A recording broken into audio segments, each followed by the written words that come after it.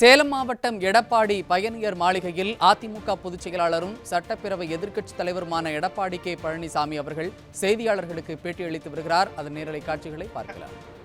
போக்குவரத்து செய்து கொடுக்கப்படுகின்றன, கல்லூரி கட்டி கொடுத்திருக்கின்றோம், ஆரம்ப சுகாதார நிலையம் கட்டி கொடுக்கப்படுகின்றது, கால்நடை மருந்தகம் கட்டி கொடுக்கப்படுகின்றது. இப்படி மக்கள் வைத்த கோரிக்கை, பெரும்பாலான கோரிக்கை நிறைவேற்றப்பட்டிருக்கின்ற செய்தியை இந்த நேரத்தில் தெரிவிக்க விரும்புகின்றேன்.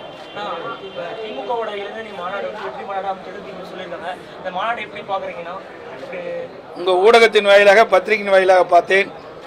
சில பத்திரிகையில் போட்டாங்க, சில பத்திரிகையில் போடவே இல்லை. ஒரு சில ஊடகத்தில் தான் அந்த மாநாட்டினுடைய காட்சி காட்டினாங்க. பெரும்பாலான ஊடகங்கள் அந்த காட்சியை காட்டப்படவில்லை. சேலம் மாவட்டம் பெத்தநாயக்கம்பாளையத்தில் திமுக மாநில இளைஞர் சார்பாக 2வது மாநில மாநாட்டை நடத்தினார்கள். கடந்த 21ஆம் தேதி அவர்கள் எதிர்பார்த்த அளவிற்கு அங்கே இளைஞர் மாநாடு நடக்கவில்லை என்பதுதான் யதார்த்த உண்மை. அவர்கள் 5 லட்சம் பேருக்கு மேலாக அங்கே குழும்புவார்கள் என்று சொன்னார்கள். ஆனால் 1.5 லட்சத்துக்கு குறைவாகத்தான் அந்த இளைஞர் மாநில மாநாட்டிலே கலந்து கொண்டிருக்கின்றார்கள். குறிப்பாக சொல்ல வேண்டும் என்று சொன்னால், அந்த மாநாட்டு பந்தில் போடப்பட்ட பல்வேறு இருக்கைகள் காலியாக இருந்த காட்சியை தொலைக்காட்சியில் வழியாக பார்த்தோம், யூடியூப் வழியாக பார்த்தோம்.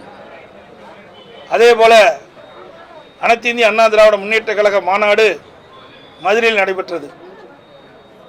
வீர வரலாற்றின் பொன்விழா எழுச்சி மாநாடு. அந்த மாநாட்டில் சாப்பாடெல்லாம் சரியாக கொடுக்கல அப்படின்னு ஒரு குற்றச்சாட்டை பத்திரிகையில் ஊடகத்திலையும் தெரிவித்தாங்க. எங்களுடைய மாநாட்டிற்கு சுமார் 15 லட்சம் பேர் அந்த மாநாட்டிலே பங்கு பெற்றாங்க. தமிழக வரலாற்றிலேயே 15 லட்சம் பேர் ஒரு மாநாட்டில் கலந்து கொண்டிருக்காங்க என்று சொன்னால் அது அனைத்து இந்திய அண்ணா திராவிட முன்னேற்ற கழக மாநில மாநாட்டில் தான் கலந்துக்கிட்டாங்க. அதை பத்திரிகையிலே ஊடகத்திலே விமர்சனம் செஞ்சீங்க. சாப்பாடு சரியில்லை, சாப்பாடு அங்கே எல்லாம் கொட்டிட்டு போயிட்டாங்க. அதே ஊடகம் பத்திரிகையும் 21ஆம் தேதி பெத்தநாயக்கம்பாளையத்தில் நடைபெற்ற திமுகவினுடைய இளைஞர் மாநில மாநாட்டில் நடந்த நிகழ்ச்சி ஒன்றுமே காட்டல. எந்த தொலைக்காட்சியிலும் காட்டல, பத்திரிகையிலும் இல்லை. இது வருத்தம் அளிக்கிறது. ஏன் இப்படி பயந்துட்டு இருக்குன்னு எங்களுக்கு தெரியல. அங்கே சாப்பாடு வேக சில பேர் சாப்பாட்டில் கையை விட்டு எடுத்து சாப்பிட்றது, அங்கே இருக்கிற பொருள்களை அள்ளிட்டு போகிற காட்சி, இதையெல்லாம் யூடியூப்பில் பார்க்க முடிஞ்சது. ஆனால் தொலைக்காட்சியில் வரல, பத்திரிகையிலையும் வரல. ஆகவே மக்களுக்கு உண்மை செய்தியை ஊடகம் பத்திரிகையும் மறைத்தாலும் இன்றைய தினம் நவீன உலகம், விஞ்ஞான உலகம், வலைதளங்கள் வேகமாக பரவி கொண்டிருக்கின்றது. அதன் மூலமாக மக்கள் பார்த்து கொண்டிருக்கின்றார்கள். ஆகவே நீங்கள் இப்படி உண்மை செய்தியை மறைக்கப்பட்டால் உங்களுடைய தொலைக்காட்சிக்கு தான் இழப்பு, பத்திரிகை தான் இழப்பு. ஏன்னா நாட்டு மக்களுடைய கவனத்திற்கு இருக்கின்ற செய்தி கொண்டு போய் சேர்ப்பது ஊடகம், பத்திரிகையும். ஆனால் அண்மை காலமாக திராவிட முன்னேற்ற கழகம் செய்கின்ற எந்த தவறையும் சுட்டி காட்டினாலும் அதையும் பத்திரிகையில் போடுவதில்லை, தொலைக்காட்சியில் காட்டுவதில்லை. ஆக இந்த மாநாட்டில் இன்னொரு சுவாரஸ்யமாக இருந்தது. திரு ஸ்டாலின் சொன்னார், 2021 சட்டமன்ற பொதுத் தேர்தலின் போது திராவிட முன்னேற்ற கழகம் ஆட்சிக்கு வந்தவுடன் நீட் தேர்வு ரத்து செய்வதற்கு முதல் கையெழுத்து போடப்படும். 2.5 ஆண்டு கால ஆட்சி. முதல் ஒரு கையெழுத்துக்கு பதிலாக பல லட்சம் கையெழுத்து வாங்கப்படும் என்று, நீட் தேர்வு எப்படி ரத்து செய்யும் என்ற ரகசியம் எங்களிடத்தில் இருக்குது என்று சொன்ன திரு உதயநிதி ஸ்டாலின் அவர்கள் சொன்னார். சுமார் 50 லட்சத்துக்கு மேற்பட்டவர்கிட்ட கையொப்பம் பெற்றதா சொன்னாங்க. அந்த கையொப்பம் பெற்ற அட்டையெல்லாம் அந்த இளைஞர் பெத்தநாயக்கம்பாளையத்தில் நடைபெற்ற இளைஞர் மாநில மாநாட்டில் அப்படியே பறந்து கீழே கிடக்குது, குப்பை தொட்டிக்கு போயிருக்கு. அதே இன்றைக்கு அவரோடு இருக்கின்ற கூட்டணி கட்சி தலைவர்கள் அந்த நீட் தேர்வு ரத்து செய்ய வேண்டும் என்று போட்ட கையெழுத்தெல்லாம் குப்பை தொட்டிக்கு போன காட்சியை யூடியூப்பில் பார்க்க முடிஞ்சது. ஒரு சில தொலைக்காட்சியில் தான் காட்டினாங்க, எந்த தொலைக்காட்சியிலையும் காட்டல. எவ்வளோ பெரிய விஷயம்! இவரெல்லாம் நீட் தேர்வு ரத்து செய்வாங்க, மக்களை எப்படிலாம் ஏமாற்றுவார் என்பதை இந்த நாட்டு மக்கள் அறிந்து கொள்ள வேண்டும். பல பேர்கிட்ட கையெழுத்து வாங்கி, லட்சக்கணக்கான பேர்கிட்ட கையெழுத்து வாங்கி அதை சூறையாடி எங்கே பார்த்தாலும் சிதறி கிடக்குது அந்த மாநாட்டில். அப்படி என்றால் இந்த நீட் தேர்வில் இந்த அரசு எவ்வளோ அக்கறை செலுத்துகிறது என்பது இதிலிருந்து தெளிவாக தெரிகிறது. ஆக இதெல்லாம் ஒரு நாடகம். மக்களை நீட் தேர்வு ரத்து செய்யப்படும் என்று மக்களையும் மாணவர்களையும் ஏமாற்றிட்டு ஒரு நாடகம் தான் இன்றைய ஆட்சியாளர் அரங்கேற்றி கொண்டிருக்கின்றார்கள். இன்றைக்கு இருக்கிற முதலமைச்சரும் அவருடைய மகன் திரு உதயநிதி ஸ்டாலின் அவர்களும்.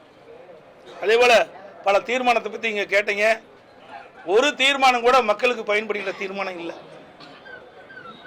எல்லாமே அவர்களுடைய புகழ் பாடுகின்ற தீர்மானம் தான் இருந்த ஒழிய இளைஞர் திமுகவுடைய இளைஞர் மாநில மாநாட்டில் நிறைவேற்றப்பட்ட தீர்மானங்கள் எந்த தீர்மானம் மக்களுக்கு நன்மை பயக்கக்கூடிய தீர்மானமாக இருந்தது? எதுவுமே கிடையாது. அது மட்டும் இல்ல, 2021 சட்டமன்ற பொதுத் தேர்தலும் போது 520 அறிவிப்புகள் வெளியிட்டாங்க. ஒரு சிலவற்றை செஞ்சாங்க. ஆனால் இன்றைய முதலமைச்சரும் அவருடைய சக அமைச்சர்களும் இன்றைக்கு இருக்கிற விளையாட்டுத்துறை அமைச்சர் திரு உதயநிதி ஸ்டாலின் அவர்களும் 100% நிறைவேற்றப்பட்டதாக பச்சை பையை இன்றைக்கு மக்களிடத்திலே பரப்பிக் கொண்டிருக்கின்றார்கள். திட்டமிட்டு ஊடகத்திலையும் பத்திரிகையும் இதை வெளியிட்டு மக்களை ஏமாற்றுகின்ற ஒரு அரசாங்கம் தான் இன்றைக்கு இருக்கின்ற அரசாங்கம், திராவிட மாடல் ஆட்சி என்பதை இந்த நேரத்தில் குறிப்பிட விரும்புகிறேன்.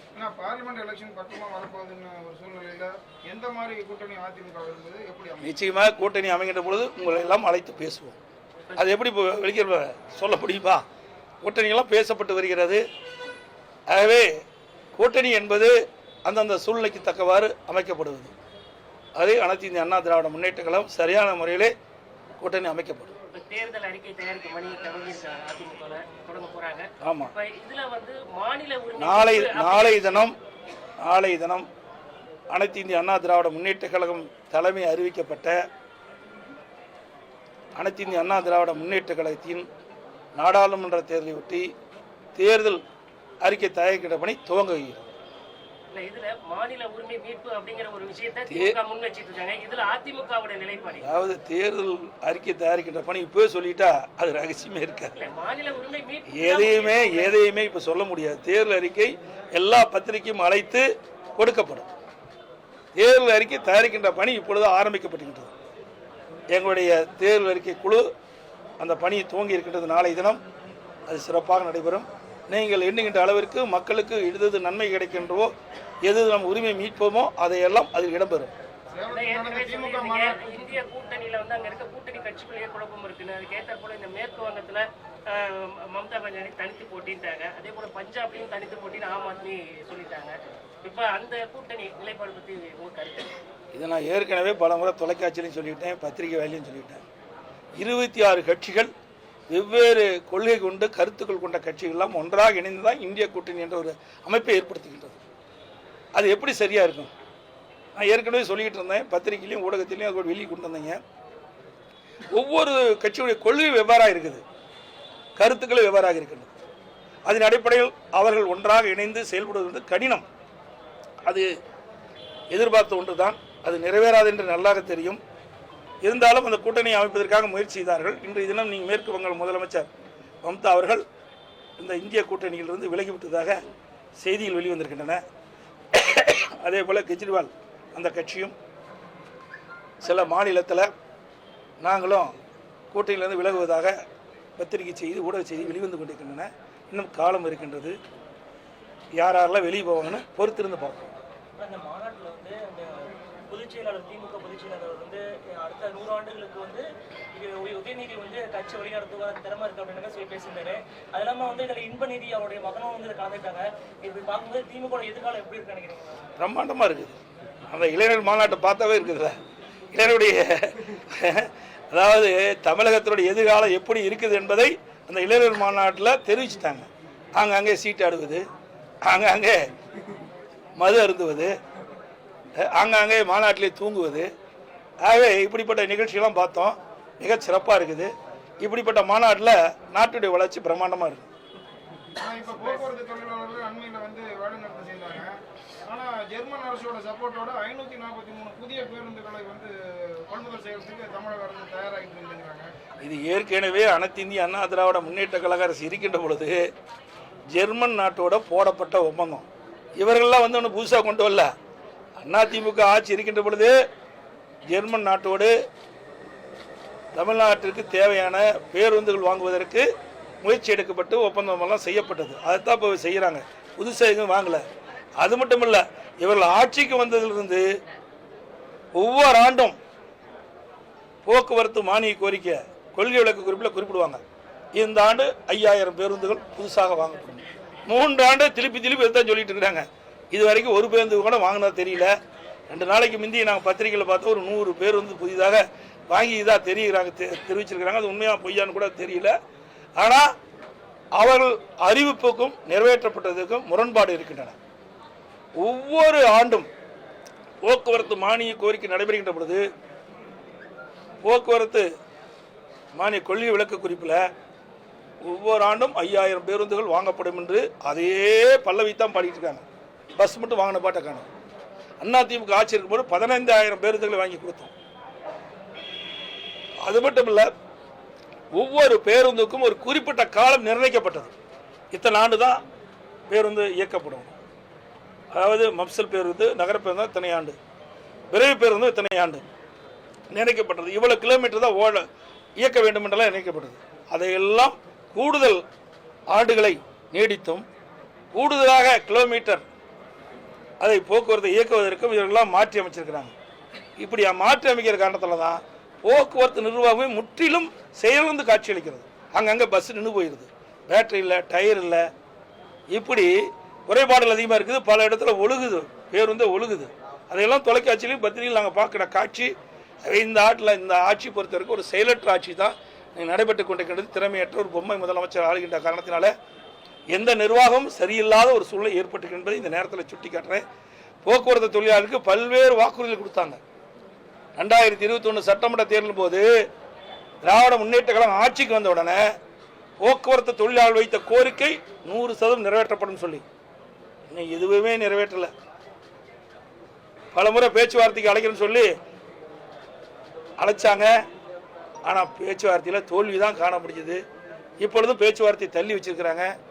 ஏற்கனவே அனைத்து இந்திய அண்ணா திராவிட முன்னேற்ற கழக அரசு இருக்கின்ற பொழுது பேச்சுவார்த்தைக்கு அழைக்கப்பட்டு பேச்சுவார்த்தை நடந்துட்டு இருந்தது. 96 மாத நிலுவைத் தொகை வழங்கப்படுவதற்காக முதற்கட்டமாக 46 மாதத்துக்கு கொடுக்குறோம், மீதி ஒவ்வொரு ஆண்டும் குறிப்பிட்ட அளவு தரன்னு சொன்னான். அதோட புதிய ஓய்வூதிய ஒப்பந்தம் 3 ஆண்டுக்கு ஒரு முறை அதுவும் செய்து கொடுக்கணும். ஆனால் அப்போ திமுக தொழிற்சங்கம் கோமுசாவா அந்த தொழிற்சங்கம் இதை நிராகரித்து விட்டு நீதிமன்றம் போனாங்க. நீதிமன்றம் போய் நீதிமன்றம் உத்தரவு கொடுத்தது. அவளுக்கு வழங்கப்படுகின்ற நிலுவைத் தொகையை 6% வட்டியுடன் திருப்பி வழங்கப்படும் என்று தீர்ப்பளிச்சது. அதையும் இவர்கள் நிறைவேற்றல. போக்குவரத்து தொழிலாளர்களை ஏமாற்றுகின்ற அரசு தான் திராவிட மாடல் அரசு, திராவிட மாடல் ஆட்சி. நாடாளுமன்ற தேர்தலில் இந்த ராமர் கோவில் விவகாரம் தான் அதிகமாக பேசப்பட்டு இருக்குது. அது எதிரொலிக்குமா இந்த தேர்தலில் அப்படின்னு அதிமுக? அதாவது எல்லா கோயிலும் அப்பப்போ கட்டிட்டு தான் இருக்கிறோம். நம்ம சேலம் மாவட்டத்தில் எத்தனை கோயில் கட்டியிருக்கிறோம், நம்முடைய தொகுதியில் எத்தனை கோயில் கட்டியிருக்கிறோம். அப்படி ஒவ்வொரு கோயிலும் கட்டி மக்கள் ஆதரிக்கிறாந்தா எல்லாருமே கோயில் கட்ட வேலைக்கு போயிடுவாங்க. ஆகவே ஒவ்வொரு மதத்தை சார்பவர்களும் அவரவர்கள் விருப்பப்பட்ட கோயிலை கட்டுகிறார்கள், ஆலயத்தை கட்டுகிறார்கள், தொழுகிறார்கள். இன்றைக்கு இந்துக்கள்லாம் ராமர் கோயில் கட்டுறாங்க, இஸ்லாமியர்னா மசூதி கட்டுறாங்க, கிறிஸ்தவர்னா தேவாலயத்தை கட்டுறாங்க. அவரவருக்கு விருப்பமுள்ள அந்தந்த மதத்தை சேர்ந்தவர்கள் அவர்கள் ஆலயத்தை எழுப்புகிறார்கள். அதுக்காக ஒரு ஆலயம் எழுப்பிட்டா அவர்களே ஓட்டு போடுவோம்னு சொல்ல முடியாது. அப்படி ஓட்டு போட்டால் அதிமுக எப்பவுமே நம்ம எடப்பாடியில் அன்னபோஷாக தான் இருக்கும். அத்தனை கோயில் கட்டி கொடுத்துருக்குறேன். ஏன் நஞ்சுடேஸ்வரர் கோயில் கட்டி கொடுக்கலையா, மண்டபம் கட்டி கொடுக்கலையா, கடை கட்டி கொடுக்கலையா? இப்போ கூட நரசிம்ம நங்கவல்லியில் இன்னைக்கு நினைக்கிறேன், இன்னைக்கு கும்பாபிஷேகம் அதுவும் நாம் ஆரம்பிச்சது தான்.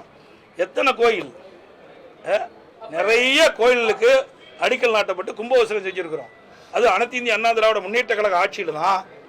இன்றைக்கு எங்கெங்கெல்லாம் பெரிய பெரிய கோயில் இருக்குதுல்லோ அங்கெல்லாம் அன்னதானம் வழங்கணும். இப்படி அதிகமான குடும்பங்களுக்கு செஞ்சோம்.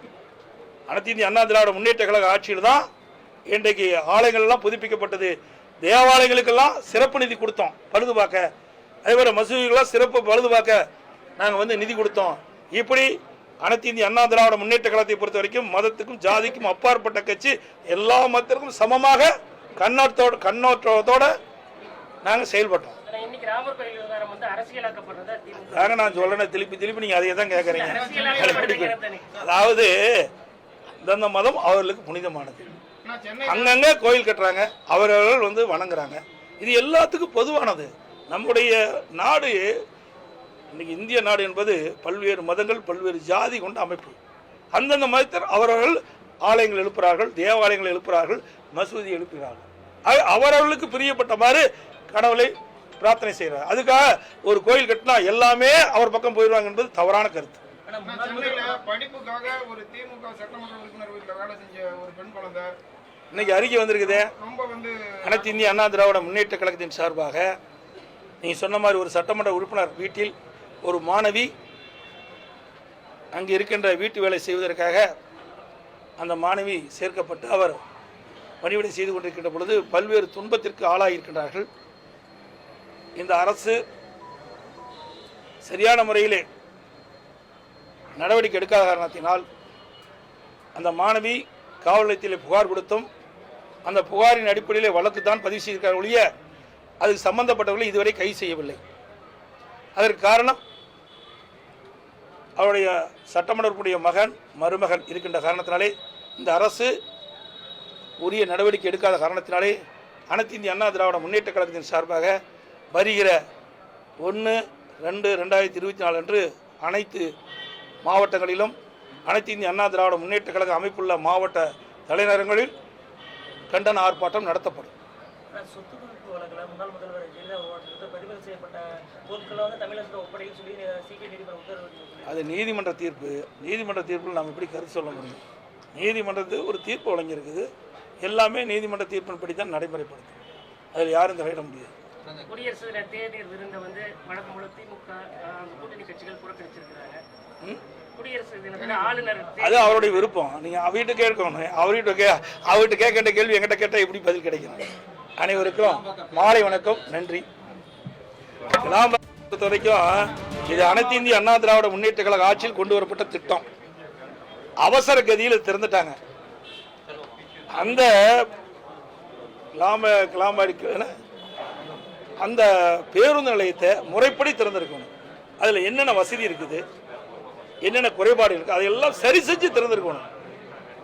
ஏன்னா வருகின்ற பயனாளிகளுக்கு என்னென்ன தேவை என்பதை நாங்கள் ஏற்கனவே திட்டமிட்டபடி அந்த போக்குவரத்து